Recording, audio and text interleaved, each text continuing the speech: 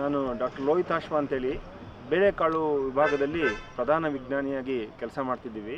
So ನಮ್ಮ ವಿಭಾಗದಲ್ಲಿ ನಾವು ತೊಗರಿ ಮೇಲೆ ಮತ್ತು ಅಲಸಂದೆ ಮೇಲೆ ಹೆಚ್ಚು ಕೆಲಸವನ್ನು ಹೊಸ ಹೊಸ ತಳಿಗಳು ತರ್ತಕ್ಕಂಥದ್ದು ಮತ್ತು ಬೇಸಾಯದ ತಾಂತ್ರಿಕತೆಗಳನ್ನು ಮತ್ತು ಈ ರೋಗ ಕೀಟಗಳನ್ನು ನಿಯಂತ್ರಿಸತಕ್ಕಂಥ ತಾಂತ್ರಿಕತೆಗಳನ್ನು ನಾವು ಬಿಡುಗಡೆ ಮಾಡ್ತಾಯಿದ್ದೀವಿ. ಇದರಲ್ಲಿ ನಾವು ಮೊದಲೇ ಹೇಳಿದಾಗೆ ನಿಮಗೆ ಅಲಸಂದೆ ನಮ್ಮ ರಾಜ್ಯದಲ್ಲಿ ಭಾಳ ಪ್ರಮುಖವಾಗಿರ್ತಕ್ಕಂಥ ಬೆಳೆಯಾಗಿದೆ ಇದರಲ್ಲಿ. ಸೊ ಈ ತಳಿಯಲ್ಲಿ ನಾವು ಇತ್ತೀಚಿನವರೆಗೂ ನಾವು C152 ಅಂತಕ್ಕಂಥ ತಳಿಯನ್ನು ಬೆಳೀತಾ ಇದ್ವಿ.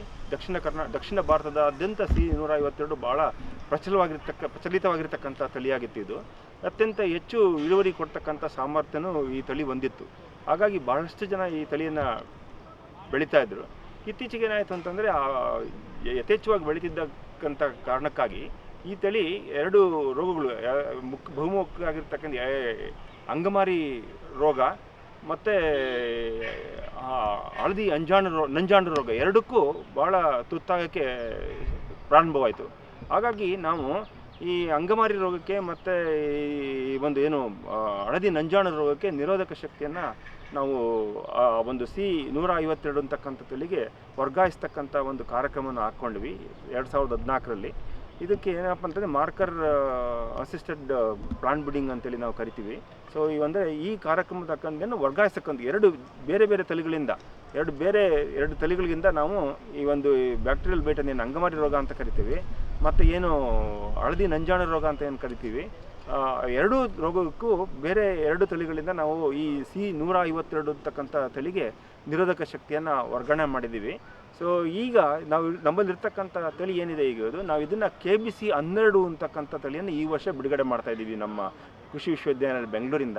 ಈ KBC 12ರದ ವಿಶೇಷ ಏನಪ್ಪ ಅಂತೇಳಿದರೆ ಇದು ಅಂಗಮಾರಿ ರೋಗಕ್ಕೆ ನಿರೋಧಕ ಶಕ್ತಿಯನ್ನು ಹೊಂದಿದೆ ಮತ್ತು ನಂಜಾಂಡು ರೋಗಕ್ಕೆ ಹಳದಿ ನಂಜಾಂಡು ರೋಗಕ್ಕೆ ನಿರೋಧಕ ಶಕ್ತಿಯನ್ನೆಂದರೆ ಇದರ ಜೊತೆಯಲ್ಲಿ ಎರಡು ವಿಶೇಷ ರೋಗಗಳಿಗೆ ಇದು ನಿರೋಧಕ ಶಕ್ತಿಯನ್ನು ಹೊಂದಿರತಕ್ಕಂಥ ಸಾಮರ್ಥ್ಯವನ್ನು ತೋರಿಸಿದೆ. ಇನ್ನೊಂದೇನಪ್ಪ ಅಂತ ಹೇಳಿದರೆ ಎಲೆಚುಕ್ಕೆ ರೋಗ ಅಂತ ಹೇಳ್ತೀವಿ. ಸರ್ಕೋಸ್ಪರ ಎಲೆಚುಕ್ಕೆ ರೋಗ ಅಂತ ಒಂದು ರೋಗ ಬರುತ್ತೆ, ಅದು ಇತ್ತೀಚೆಗೆ ಜಾಸ್ತಿ ಕಾಣ್ತಾ ಇದೆ.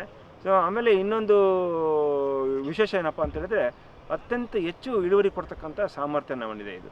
ಕನಿಷ್ಠ ಅಂತಂದರೆ ನಿಮಗೆ ಈಗ ಒಂದು 5 ರಿಂದ 6 ಕ್ವಿಂಟಾಲು ಪ್ರತಿ ಎಕರೆಗೆ ಇಳುವರಿ ನೀಡ್ತಕ್ಕಂಥ ಸಾಂದ್ರೆ.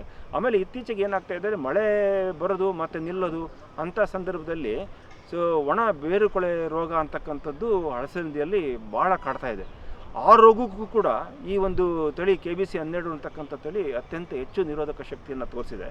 ಹಾಗಾಗಿ 4 ರೋಗಗಳಿಗೆ ಏನಂದರೆ ಅಂಗಮಾರಿ ರೋಗಕ್ಕೆ, ಹಳದಿ ನಂಜಾಣು ರೋಗಕ್ಕೆ, ಸರ್ಕೋಸ್ಪರ ಎಲೆಚುಕ್ಕೆ ರೋಗಕ್ಕೆ ಮತ್ತು ಬೇರು ಕೊಳೆ ರೋಗಕ್ಕೆ, ಒಣ ಬೇರು ಕೊಳೆ ರೋಗಕ್ಕೆ 4 ರೋಗಕ್ಕೂ ನಿರೋಧಕ ಶಕ್ತಿಯನ್ನು ಈ ಒಂದು ತಳಿ KBC 12 ತೋರಿಸಿದೆ.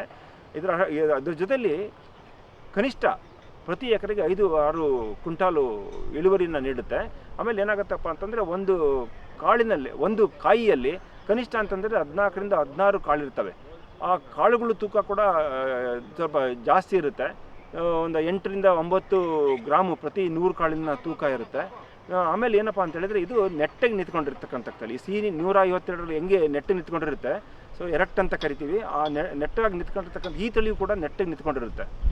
ಆಮೇಲೆ ಇದನ್ನು ನೀವು ಒಣ ಬೇಸಾಯದೆಲ್ಲರೂ ಬೆಳೀರಿ ಅಥವಾ ನೀರಾವರಿ ಎಲ್ಲರೂ ಬೆಳಿ, ಎರಡಕ್ಕೂ ಸೂಕ್ತವಾಗಿರ್ತಕ್ಕಂಥ ತಳಿ. ಮತ್ತು ನೀವು ಸಾಧ್ಯವಾದಷ್ಟು ಮೇ, ಜೂನ್, ಜುಲೈ ಅಥವಾ ಆಗಸ್ಟ್ ತನಕ ಹಾಕ್ಬೋದು. ಆಮೇಲೆ ಮತ್ತೆ ನೀವು ಸೆಪ್ಟೆಂಬರಲ್ಲಿ ಕೂಡ ಇದನ್ನು ಬೆಳೆಯನ್ನು ಹಾಕ್ಬೋದು. ಆಮೇಲೆ ಮತ್ತೆ ಜನವರಿ, ಫೆಬ್ರವರಿ, ಮಾರ್ಚಲ್ಲೂ ಕೂಡ ಈ ತಳಿಯನ್ನು ಹಾಕ್ಬೋದು. ಆಮೇಲೆ ಇದ್ರ ಇನ್ನೊಂದು ವಿಶೇಷ ಏನಪ್ಪ ಅಂತ ಹೇಳಿದ್ರೆ ಇದು ಕೂಡ C152ರಂಗೆ 80 ರಿಂದ 85 ದಿವಸಕ್ಕೆ ಮಾಗುತ್ತೆ.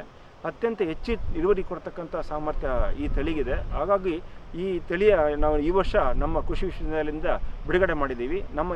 ನಮ್ಮ ಕೃಷಿ ಮೇಳ ಇದೆ, ಈ ಕೃಷಿ ಮೇಳದಲ್ಲಿ ಈ ತಳಿಯನ್ನು ತಾವು ನೋಡ್ಬೋದು.